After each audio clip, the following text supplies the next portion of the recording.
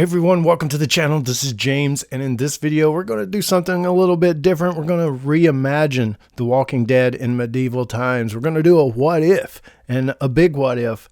Like what if there was a different time frame when the zombie apocalypse happened? I mean, we could really go to almost any time frame, the 1950s, the 1800s.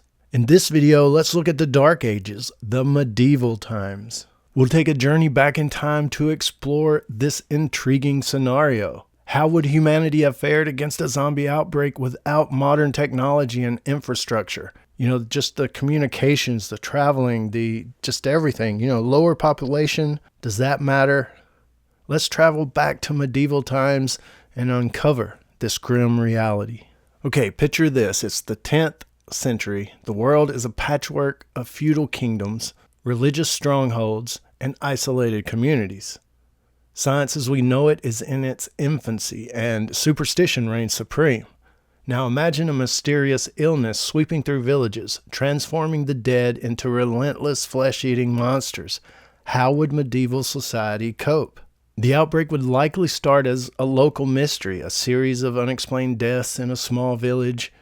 Without modern medical knowledge, people might attribute these deaths to witchcraft, demonic possession, or divine punishment. And, it's hard to really think any other thing. Like, that's probably the only things they would think, witchcraft, demonic possession, or divine punishment. And if it's like in the Walking Dead TV series where it pretty much happened all around the world at the same time, that's pretty crazy. Early responses would be chaotic, just like, in modern times. The infected buried quickly or even burned, in an attempt to stop what they believed, I'm sure, to be a curse. As the dead rise and attack the living, panic would spread rapidly. Medieval towns with their dense populations and limited understanding of disease control would become hotspots for infection. Imagine the terror as word spreads that the dead are walking and attacking the living. It doesn't matter if it's the 1800s or modern times or medieval times. It's the end times. That's how all people would look at that. No matter what time frame it happened, hey, we're in the end times. And as far as society is concerned, it ends society as you knew it. So in a world accustomed to plagues and warfare already, back in the Dark Ages, the initial response to a zombie outbreak surely would involve military action. Lords and knights would rally their men at arms to defend against what they might initially perceive as a marauding horde or an invading force. Fortified castles and city walls designed to repel human invaders would become crucial defense strongholds against the undead. And that's one thing, difference between modern times and the Dark Ages. Almost everybody was fortified back then. They had their castles with their walls and their moats and their ways to defend the castle, boiling oil and bow and arrows and throwing rocks down at them and all that kind of stuff we've seen in the movies and TV shows. They're already prepared for that.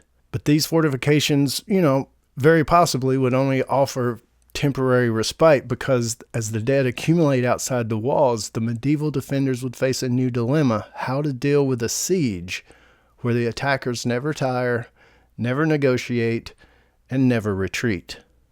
The impact on medieval society would be profound. Trade routes would collapse. Travelers and merchants would fall victim to zombie attacks. Fear and superstition would skyrocket. The church might interpret the apocalypse as a sign of the end times, like I was talking about earlier, and leads to widespread hysteria and, just crazy religious movements and just, the superstition part of it, as far as what time frame the zombie apocalypse happened, whether it be, like I say, 1800s or the Dark Ages, the time that it happens and how people perceive it as far as the superstition of the day would be different.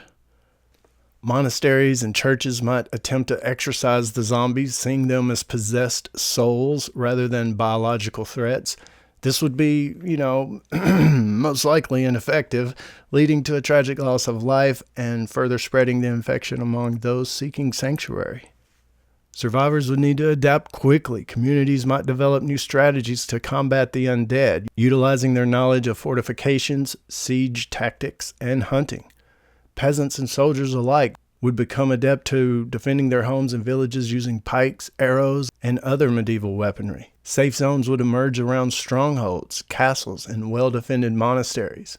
These would serve as hubs of human civilization, much like modern survivor colonies in, say, The Walking Dead show. Communication between these zones, though, would rely on messengers and signal fires, as medieval society lacked the technology for rapid information exchange. Long-term survival would hinge on the ability to secure resources and maintain order. Feudal lords might enforce strict controls over food and supplies, leading to a resurgence of serfdom and bartering. Agriculture would need to adapt to the constant threat of zombie attacks, with fields protected by guards or cultivated within the safety of walled areas. Trade, if it continued at all, and probably wouldn't in some areas, could possibly in some other areas, would rely on heavily guarded caravans and would likely focus on essential goods. The concept of a traveling merchant would be fraught with danger, and local economies would become more insular and self-sufficient. So reimagining The Walking Dead in the medieval era paints a picture of a world where humanity's fight for survival would be drastically different. Without modern science, communication, or infrastructure, medieval society would face unique challenges. Each time frame that we could, reimagine The Walking Dead happening in, each one would definitely have its unique challenges, right? But their resilience, community spirit, ingenuity might just give them a fighting chance against the undead menace. If you've ever studied like Vikings and when they came into Europe and the knights were fighting the Vikings and all of that era, like say the Vikings television series, for an example, that type of thing. If you've really studied the real history of that, as the Vikings came, for an example, and fought against the Franks, as they were called at that time, each side had great ingenuity. They had challenges. They say, okay, well, how do we get past the defenses of the Franks? The Franks was like, how do we defend against the Vikings? And during that time, they both, on each side, came up with some really, really creative and unique strategies. So I'm sure they could do the same against the zombies. But it's fun to speculate and do what ifs. The exercise in historical speculation shows that despite the darkness of the era, medieval society possessed its own strengths and strategies that could be leveraged in a zombie apocalypse. From fortified castles to the warrior spirit of knights and peasants alike, their battle against the undead would be as epic and harrowing as any modern tale. So what do you think? Could medieval society have survived a zombie apocalypse? How would they compare to our modern strategies? Of course, I want to hear your thoughts and theories in the comments below. And I'll join you there. This is James in Nashville. As always, thanks for watching, and stay tuned for more dead stuff.